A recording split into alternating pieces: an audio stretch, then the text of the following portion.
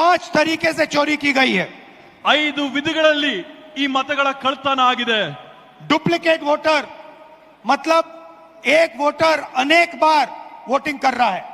ದ್ವಿಪ್ರತಿಯ ಮತದಾರರ ಏನು ಪಟ್ಟಿ ಇರ್ತದೆ ಅದರಲ್ಲಿ ಒಬ್ಬ ಮತದಾರ ಹಲವಾರು ಬಾರಿ ಅವರ ಹೆಸರುಗಳು ಮತಪಟ್ಟಿಯಲ್ಲಿ ಬರ್ತಾರೆ। 4 अलग अलग पोलिंग बूथ में वोट डाल रहा है, 5-6 अलग पोलिंग बूथ में वोट डाल रहा है। 4-5 ಮತಗಟ್ಟೆಗಳಲ್ಲಿ ಅವನು ಹೋಗಿ ಮತದಾನ ಮಾಡಿ ಬರ್ತಾ ಇದ್ದಾನೆ।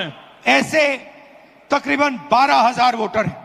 ಈ ರೀತಿಯಾದಂತದ್ದು ಸರ್ಸಮಾನವಾಗಿ 12,000 मतಗಳು ಇವತ್ತು ನಾವು ಕಂಡಿದ್ದೇವೆ।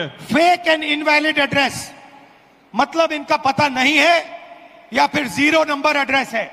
ನಕಲಿಯಾದಂತ ವಿಳಾಸಗಳಲ್ಲಿ ಅವರ ವಿಳಾಸ ಸಿಗದೇ ಇದ್ದಂತವರು ಈ ಪಟ್ಟಿಗಳಲ್ಲಿದ್ದಾರೆ। तकरीबन 40,000 ऐसे वोट हैं। ಹತ್ತತ್ರ 40,000 ಈ ರೀತಿಯಾಗಿ ವಿಳಾಸ ಸಿಗದೇ ಇದ್ದಂತ ಮತದಾರರು ನಾವು ಗುರುತಿಸಿದ್ದೇವೆ।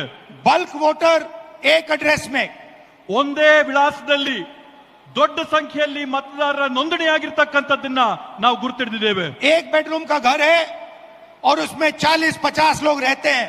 ಒಂದೇ ಒಂದು ಕೊಠಡಿಯ ಮನೆ ಇದೆ, ಆ ಒಂದು ಕೊಠಡಿಯ ಮನೆಯಲ್ಲಿ 40, 50, 80 ಜನ ವಾಸ ಇದ್ದಾರೆ। और जब उनको वहां हम ढूंढने जाते हैं वहां पे कोई नहीं है। ಅಲ್ಲಿ ನಾವು ನಮ್ಮ ಜನನ ಕಳಿಸಿದಂತ ಸಂದರ್ಭದಲ್ಲಿ, ಅಲ್ಲಿ ನಾವು ಪರೀಕ್ಷೆ ಮಾಡಿದಂತ ಸಂದರ್ಭದಲ್ಲಿ ಅಲ್ಲಿ ನಮ್ಗೆ ಯಾರು ಕೂಡ ಸಿಗ್ಲಿಲ್ಲ। और घर का मालिक बीजेपी का लीडर। ಅಲ್ಲಿ ಯಾರಿದ್ದಾರೆ ಅಂತಂದ್ರೆ ಅಲ್ಲಿರ್ತಕ್ಕಂಥದ್ದು ಬಿಜೆಪಿ ಪಕ್ಷದ ಒಬ್ಬ ನಾಯಕ। इनवैलिड फोटोज 4,000 वोट जिसमें फोटो है ही नहीं या इतनी छोटी फोटो है कि दिखाई नहीं देती। ಕೆಲವೊಂದು ಮತದಾರರ ಗುರುತಿನ ಚೀಟಿಯಲ್ಲಿ ಮತದಾರರ ಭಾವಚಿತ್ರನೇ ಸಿಕ್ಕಲ್ಲ।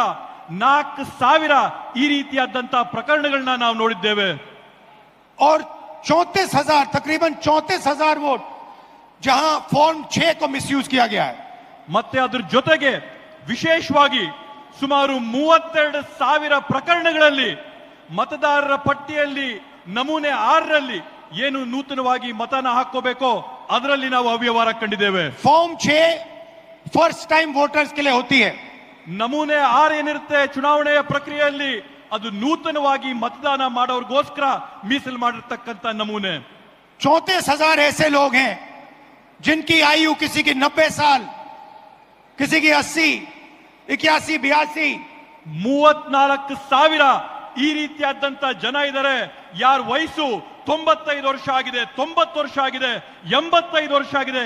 ಈ ರೀತಿಯಾದಂತ 34,000 ಜನ ಅಲ್ಲಿದ್ದಾರೆ। इस प्रकार से 1 लाख वोट इलेक्शन कमीशन और बीजेपी ने चोरी किया है।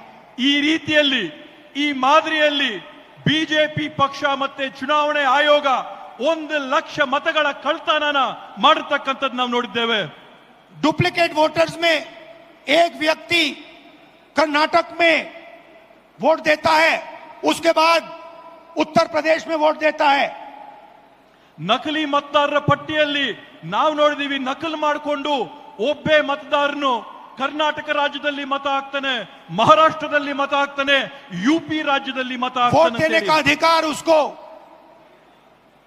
बेंगलोर में है, लखनऊ में है, वाराणसी में है, अलग अलग जगह देश में ये लोग वोट डालने के लिए ऑथराइज्ड हैं।